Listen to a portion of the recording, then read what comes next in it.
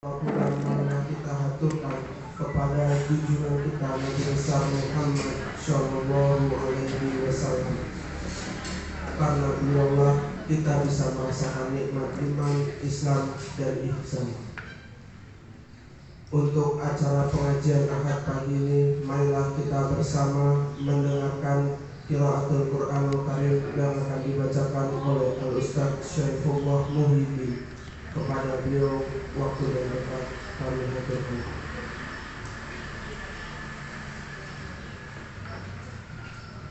Assalamualaikum warahmatullahi wabarakatuh. A'udzu billahi minasy syaithanir rajim.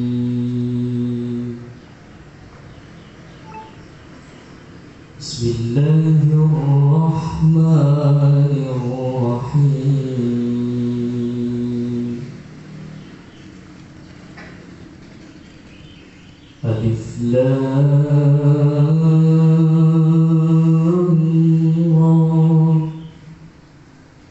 Tilka ayatul kitabil mubin.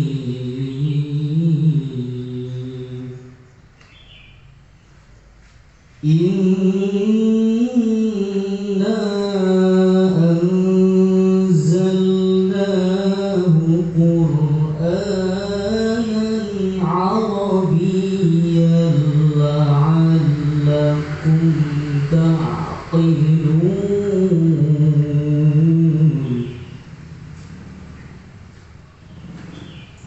Nahnu naqussu 'alaika ahsanal qasasi bima awhayna ilaik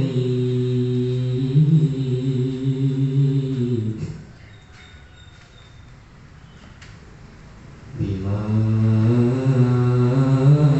awhayna ilaika hadzal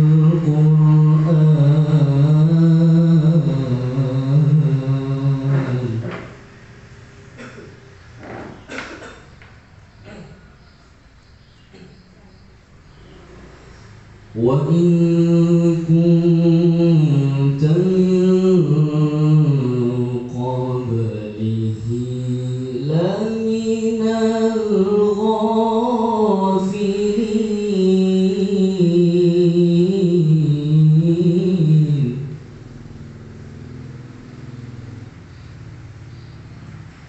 In qala Yusufu li abihi ya abati inni ra'aitu ahada asyara kawkaban.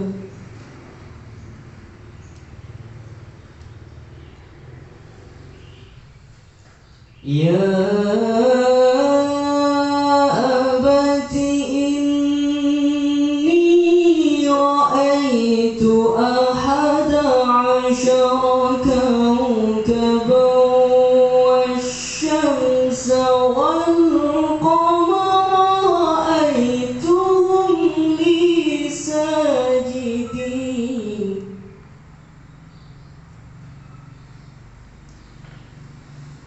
Qala ya bunayya la taqsus ru'yaka ala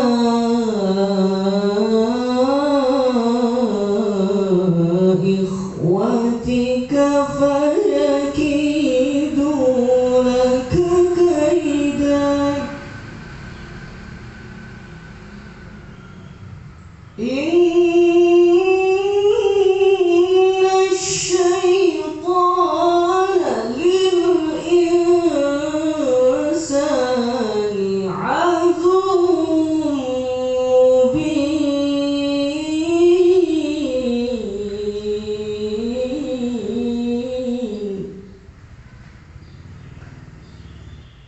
وكذلك يجتبيك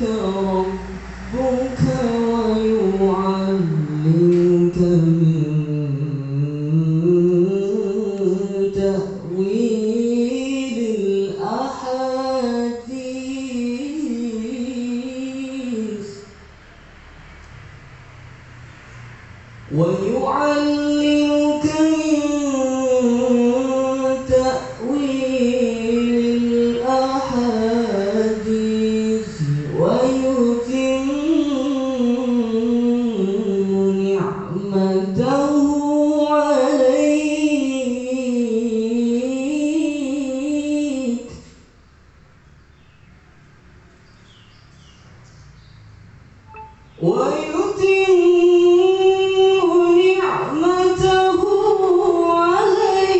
وعلى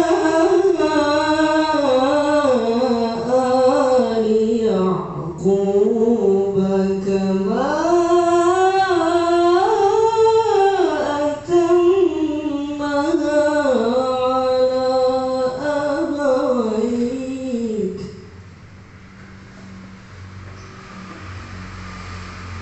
كما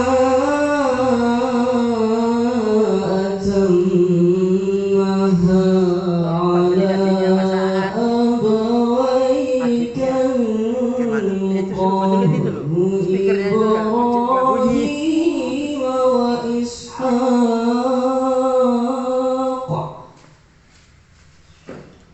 إن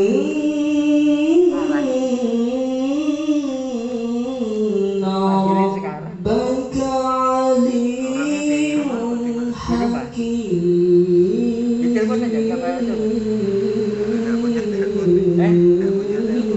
Oh ya udah. صدق الله العظيم. والسلام عليكم ورحمة الله وبركاته. Sadaqallahul adzim wa sadaqan nabiyul karim wa nahnu ala dzalika minasyahidin wa syakirin. Untuk acara selanjutnya yakni pengajian Ahad pagi tanggal 20 Juni 2021 dengan tema dampak pandemi COVID-19 di dunia pendidikan yang akan disampaikan oleh Al-Ustaz Aan Haryanto SPDI, Raisul Madrasah Ibtidaiyah Aisyah Nganjuk. Kepada beliau waktu dan tempat kami haturkan.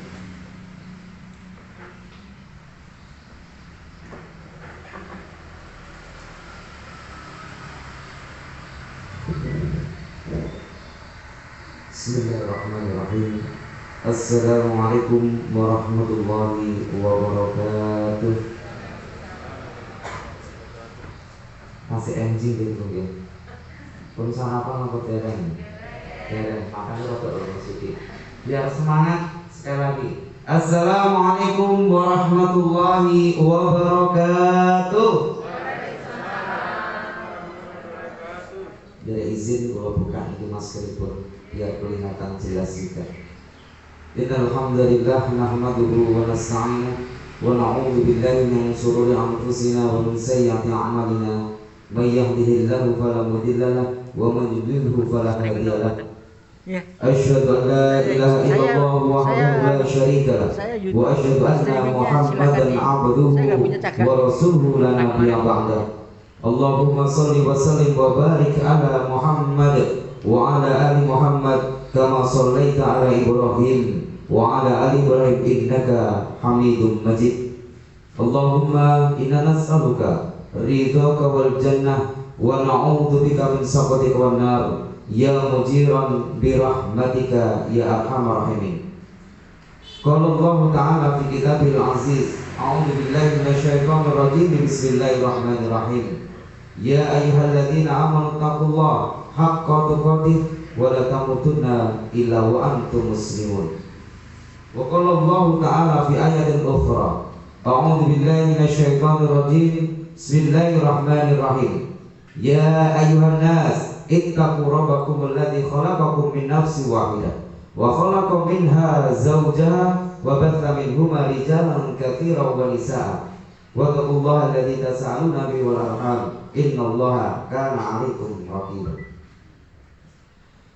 Kaum muslimin yang dirahmati oleh Allah, yang saya hormati para alim ulama, ibu nyai, bapak kiai, para ustadz. Alhamdulillah pada kesempatan yang berbahagia ini Allah mempertemukan kita kembali dengan suasana yang kata orang mencekamkan, Kenapa demikian?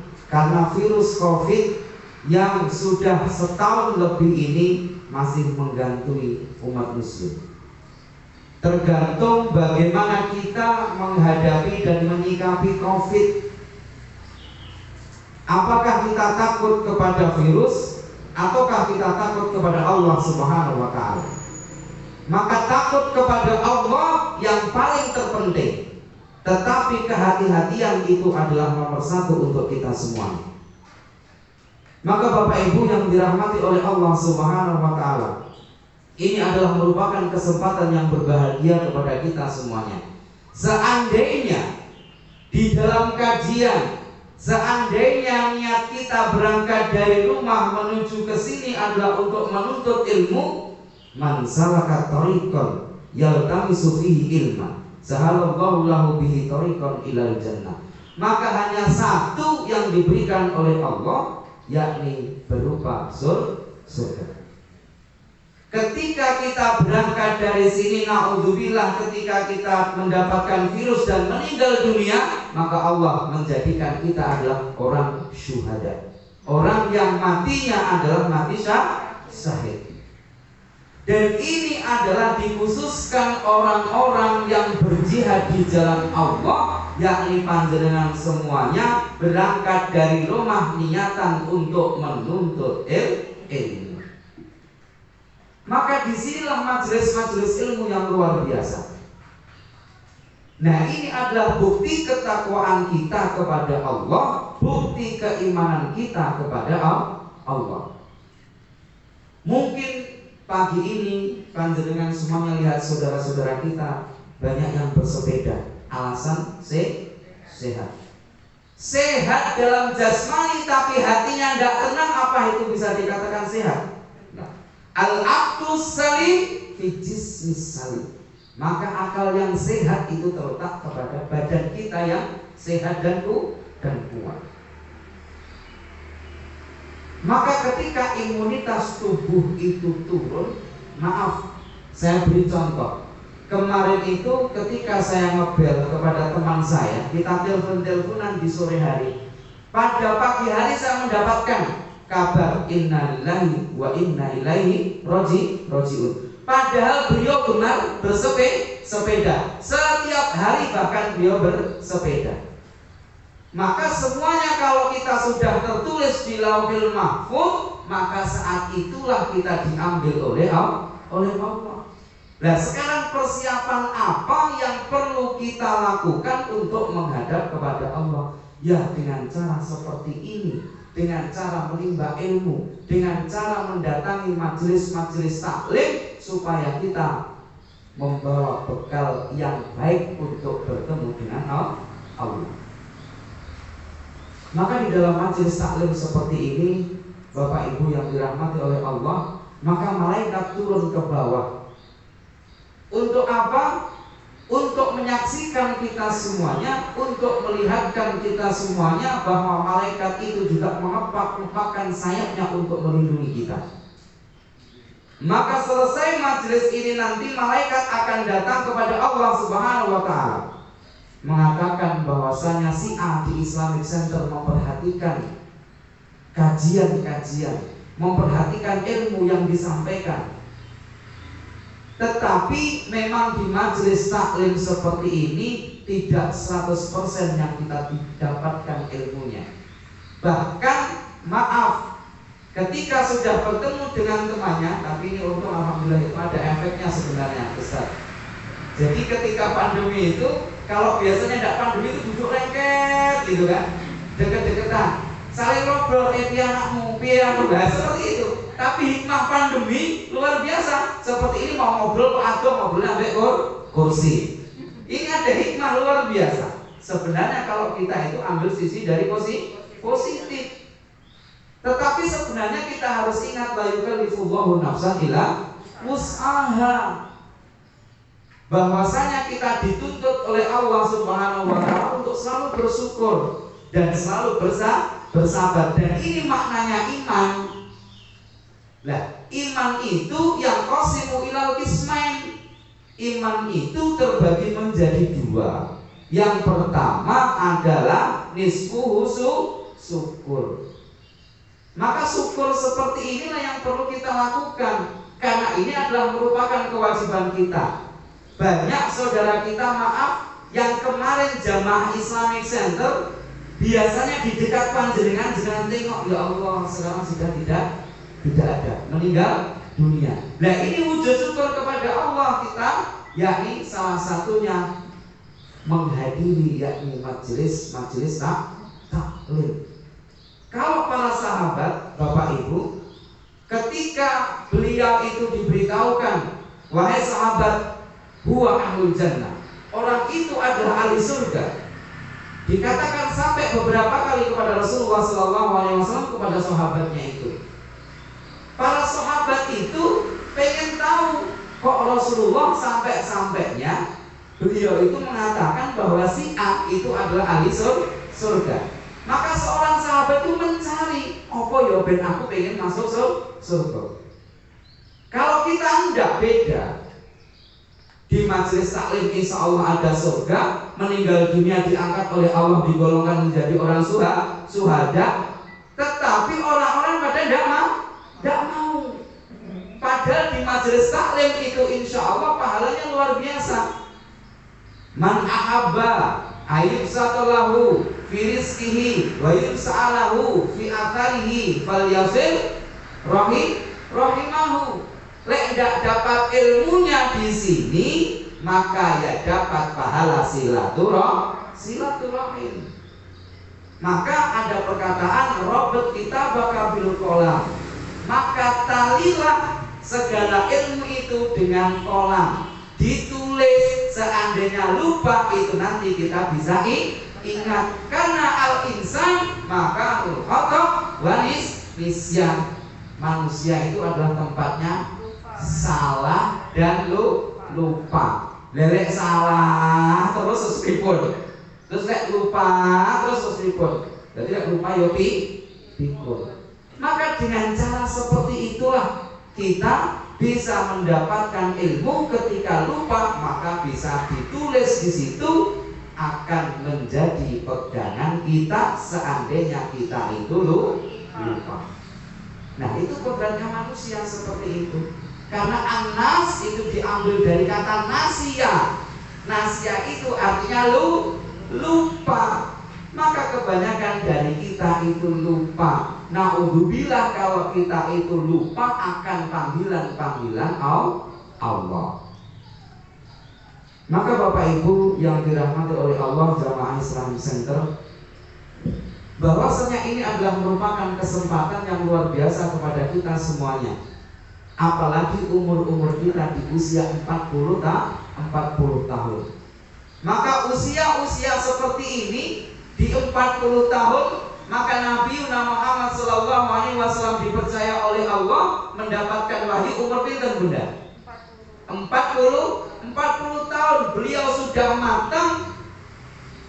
Maka juga kita demikian di umur 40 tahun yang seharusnya kita itu sudah zikrullah, selalu berzikir kepada Allah. Itu yang dinamakan ulul albab, orang yang cerdas. Siapa orang yang cerdas? Ketika dia berdiri kiaman, dia selalu ingat kepada Allah.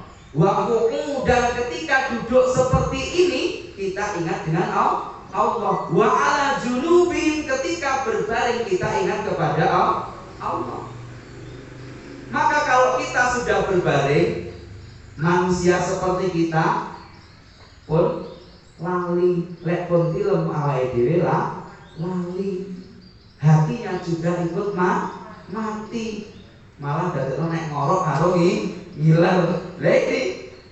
Tetapi Rasulullah SAW ketika tidur ada ritual-ritual yang mana itu sebenarnya dicontohkan kepada kita semuanya.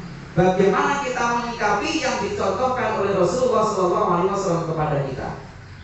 Bulan kemarin sudah saya sampaikan bahwasanya setelah kita doa, alhamdulillahilladzi ahyana ba'dama amatana wa ilaihi nusur. Di situ ketika menjelang sobah, menjelang pagi itu ada doanya. Sampun apa napa dereng? Dereng. Allahumma asbahna wa bika amsayna wa bika nahya wa bika namutu wa ilaihi nusur. Ini bulan kemarin. Maka sebenarnya yang kecil-kecil seperti inilah yang perlu kita kumpulkan. Maka katanya dikit demi sedikit lama-lama menjadi bukit. Maka di sini Bapak Ibu yang dirahmati oleh Allah Subhanahu wa taala, sungguh beruntung kepada kita semuanya, kepada panjenengan semuanya, bisa hadir di sini, bisa bersilaturahim dengan saudara-saudara panjenengan. Al-muslimu haqqul muslim. Kita sesama muslim. Maka kata Nabi Muhammad SAW, sebenarnya tidak elok bagi kita semuanya ketika bertemu dengan saudara-saudara yang di sini kok tidak mengucapkan salam. Ini lihat sudah aja duduk di situ, diam aja jalan. Monggo Pak, sehat Pak, sehat. Sebenarnya yang lebih afdal itu awali dengan ucapan salam. Jadi kenapa Rasulullah SAW memberikan pesan kepada sahabatnya, wahai sahabat, maukah engkau akan aku berikan sesuatu ilmu yang mana ilmu itu nanti jika engkau lakukan maka akan terajut kasih sayang di antara kalian. Apa kata Nabi? Afsus salam bainakum. Mari kita saling mengingatkan satu dengan yang lainnya. Ketemu siapapun, assalamualaikum, waalaikumsalam warahmatullahi wabarakatuh. Karena di situ ada doa, di situ ada keselamatan, di situ ada keberkahan. Ketika kita menjawab dengan luar biasa, dengan ikhlas hati, maka di situ keselamatan insya Allah akan meliputi kita. Keberkahan juga akan meliputi kita. Karena salam di sini adalah doa. Tapi sebenarnya kalau ucapan salam seperti ini saya sedih, Bunda. Kenapa? Sudah 1 tahun lebih 3 bulan sampai 4 bulan saya jarang mendengarkan salam dari anak didik kami. Karena doa anak yang memang belum ada dosa itu dikabulkan oleh Allah Subhanahu wa taala. Maka sebenarnya saya sedih. Maaf, bukan gara-gara pandemi ya. Ini musibah. Ini musibah dari Allah Subhanahu wa taala. Bagaimana kita menyikapi musibah ini? Dan sesuai apa tadi tema yang disampaikan oleh Al-Ustaz Lutfi, itu tadi dampak pandemi di dalam pendidikan. Maka ini sungguh sangat luar biasa. Dampak negatif maupun dampak positif. Kalau tangleti panjenengan sedang. Yang banyak itu dampak negatifnya apa positifipun? Negatif. Itu dari panjenengan oke. Nah kita nanti bahas bersama-sama. Iya. Kalau pandemi ini kita syukuri dengan kata-kata Allah, maka positiflah yang akan keluar dari pandemi ini. Tetapi di dalam pendidikan masa pandemi yang luar biasa ini, sehingga anak-anak mewajibkan dia tidak bertemu muka dengan orang tua di sekolahan, melainkan melalui daring. Kemarin di SD Aisyah itu sudah masuk ketika PAT, penilaian akhir semester, tetapi tetap menggunakan protokol kesehatan. Dari depan kita sudah ada termostand, termogan, termostand dan lain sebagainya. Ada hand sanitizer, ada cuci tangan. Sampai kelas pun masih ada jaraknya. Salaman pun sekarang seperti ini. Oke, memang kita ajarkan kalau anak-anak SD mulai kelas 1 itu kita ajarkan yang perempuan dengan yang laki-laki seperti ini. Ini sudah betul. Ini sebenarnya dampak positif dari virus ini. Kalau dulu salaman gitu kan, sebenarnya tidak menjadi masalah dan lain sebagainya, tapi ini untuk pembiasaan kepada anak-anak ketika nanti anak-anak itu sudah balik. Ketika sudah balik maka akan dosa ketika kita bersama. Nah, di masa pandemi ini, Masya Allah, luar biasa. Ketika anak itu terlambat, Bunda, anak terlambat ketika masuk kelas, ya sekitar 5 menit, saya tanya kepada anak itu, Dek, kelasmu di mana?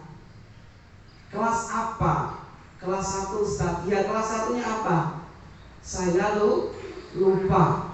Oke, saya lupa enggak apa-apa.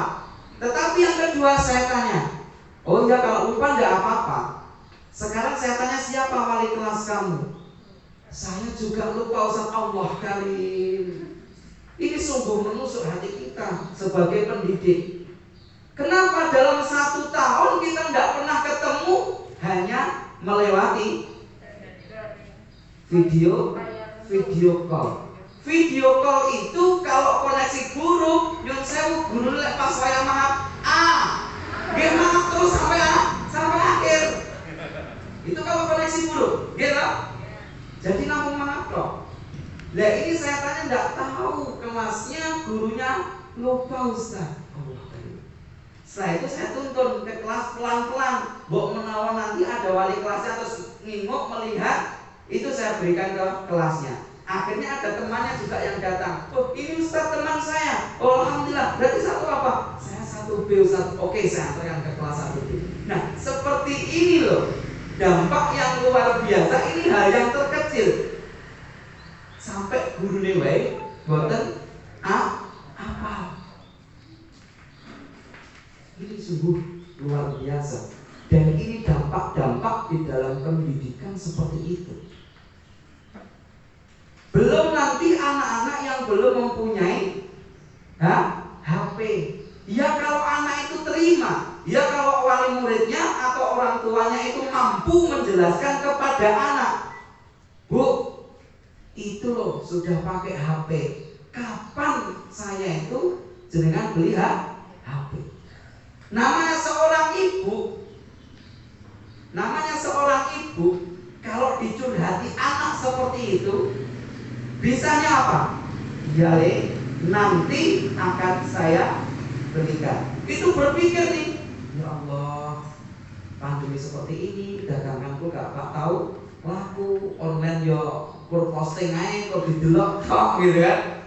Akhirnya kita berpikir sekuat tenaga bagaimana caranya untuk anak-anak itu nanti bisa belajar.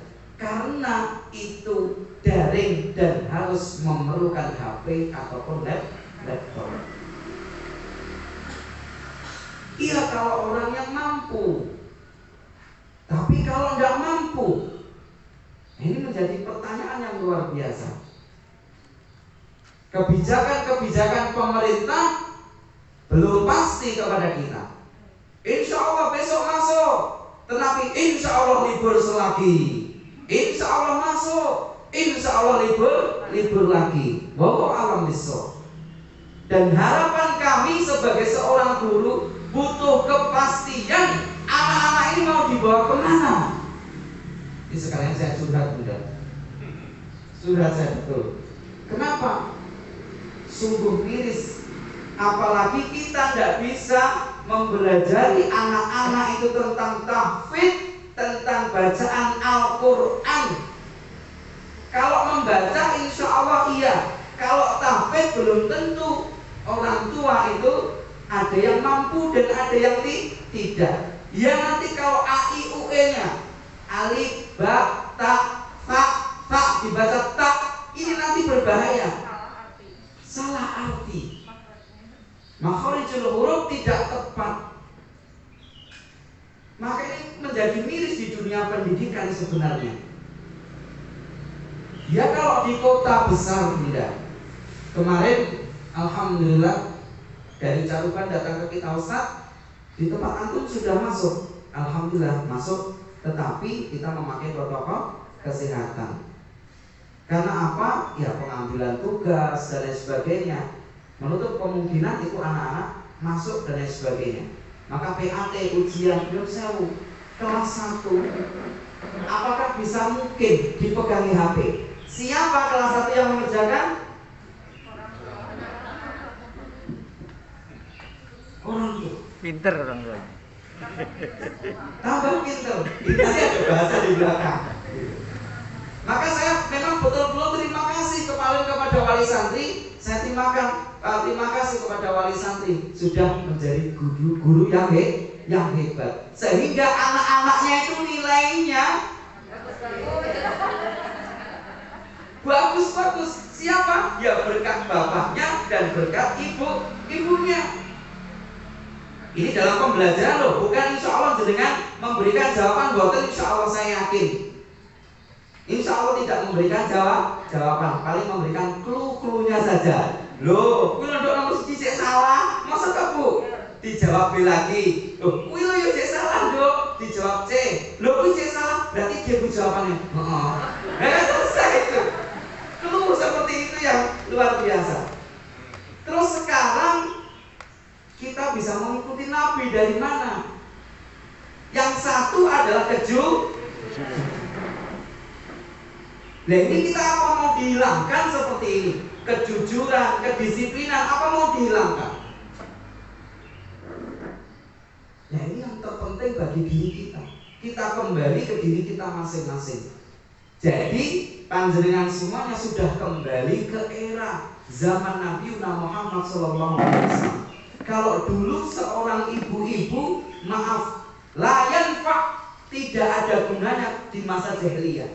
Setelah datangnya Islam, maka ibu-ibu itu diangkat, menjadilah di situ ada hadis Muslim yang namanya al-ummu madrasatul ula wa abuhu mudiru wal abu mudiru.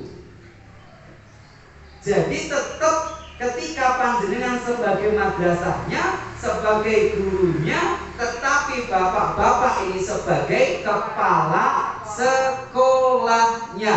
Bukan hanya lepas anak ini urusanmu, boten, tapi dididik bersama.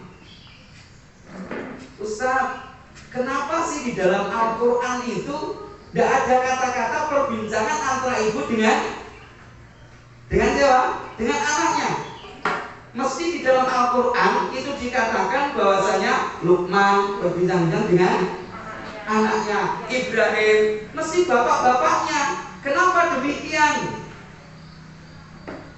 Maka nyun sewu, kalau seorang ibu tidak usah diberikan di dalam Al-Quran clue-cluenya itu, insya Allah seorang ibu, seorang umum itu mesti selalu berkomunikasi dengan anaknya. Nyuwun sewu ganti pokok mawon beliau berkomunikasi. Ya Allah pinter enak, pipis ya neng kene. Itu ibu-ibu mesti selalu cerewet. Maka beruntunglah ketika kita mempunyai istri yang cerewet. Iya harus beruntung. Tapi cerewetnya bukan cerewet untuk ngerasani. Tetapi sekarang banyak orang-orang yang mana membuat grup rasa. Ini yang sungguh sangat luar biasa. Dan kenapa ibu itu tidak ada di dalam Al-Quran?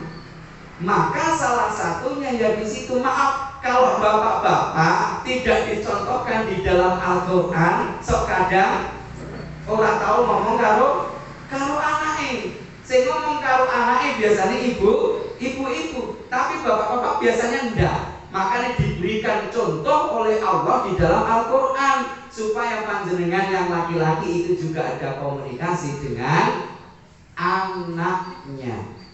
Biasanya anak-anak itu curhat kepada siapa? Ibunya. Kadang bapak harus gampang ngomong itu. Iya. Karena bapak-bapak itu kalau ditanya ya jawabannya cuma satu.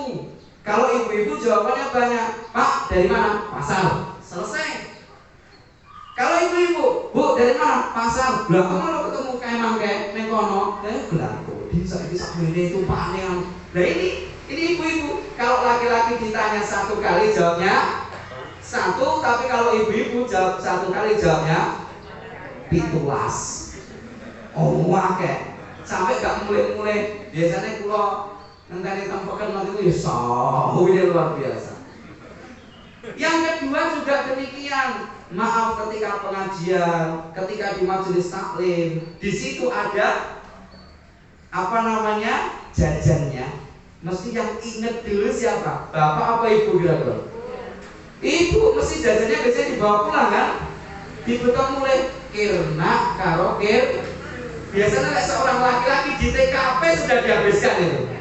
Tapi harapan kami jenengan meskipun di TKP dihabiskan, mbok ya pulang itu nggih membawa hal yang lebih baik untuk anak istrinya. Ning sok kadang kula niku nggih lali. Terus kula mawon dan TKP. Kalau ibu-ibu mesti dibawa pulang. Ayo nak dimakan bareng. Ayo gitu. Ya Allah, ketika lemper itu kesukaan anaknya, ya Allah, mau dimakan itu enggak jadi. Ya Allah, ini kesenangan anakku, enggak jadi dimakan. Terus nanti kalau lagi donat kesenangan Pak E. Ya Allah, ini donat bolong tengahnya. Senengane Pak E. Akhirnya boten tamtu di maem dibawa pulang. Kare akoang kabeh seneng neng omah yo. Akhirnya minum hanya cuma satu, minuman itu saja. Makanannya tidak jadi dimakan, lemper sama donatnya dibawa pulang sehingga dimakan bersama-sama di rumah. Ini luar biasa seorang ibu. Maka al-ummu madrasatul ula. Ini nanti kita bahas di akhir. Maka di dalam dunia pendidikan dampaknya seperti itu ayah bunda. Jadi dampaknya yang luar biasa. Kalau anak itu ia punya HP, kalau enggak maka dia tidak mengerjakan. Kabar terbaru dari NTB, kelas 2 SMP itu ada sekitar 6 orang yang dia memilih menikah daripada milih belajar. Penak rabi timbangane sinau. Karena sinau saya tidak punya HP, mending aku rabi. Rabi itu adalah ibadah. Terus napa niku jenenge?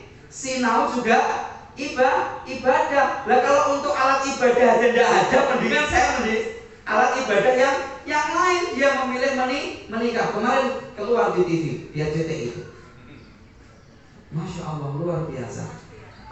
Nah, generasi seperti ini kita mau dijadikan apa?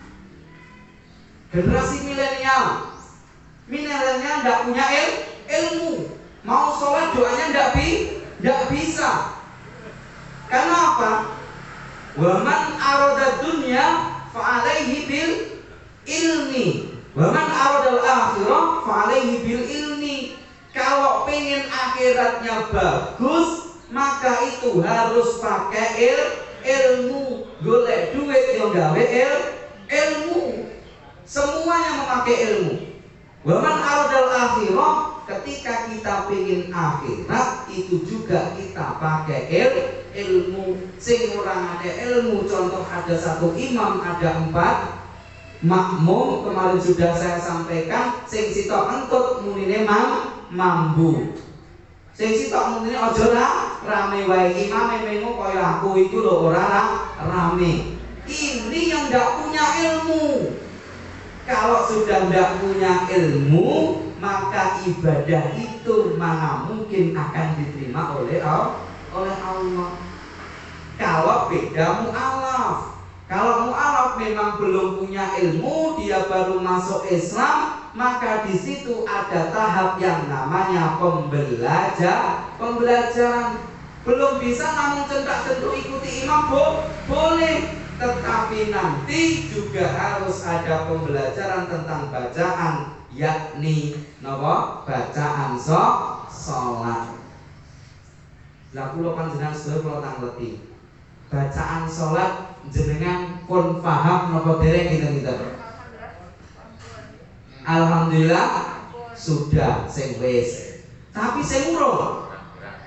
Allahu Akbar. Allah Maha Besar. Enggak usah diartikan Allahu Akbar. Oh, berarti Allah itu Maha Besar. Allahu Akbar. Dadane Allahu Akbar. Allah Maha Besar.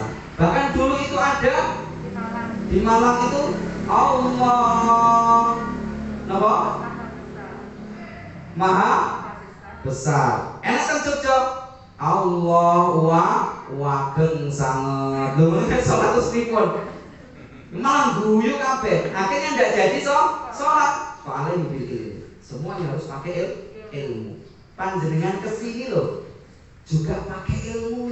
Kenapa? Yang satu adalah niat. Lek panjenengan kesini ndak jenengan niati, jenengan hanya dapat satu pahala. Tapi kalau jenengan kesini niati untuk menuntut ilmu, untuk silaturahim, maka ada pahala yang meliputi panjenengan. Satu adalah pahala niat, yang kedua adalah pahala menuntut ilmu. Meskipun di sini nanti panjenengan tidak full ilmunya karena tidak ditulis, mau mlebet kuping mriki, medal kuping mriki, di stop balik malih grewel kuping mriki. Itu karena ilmu.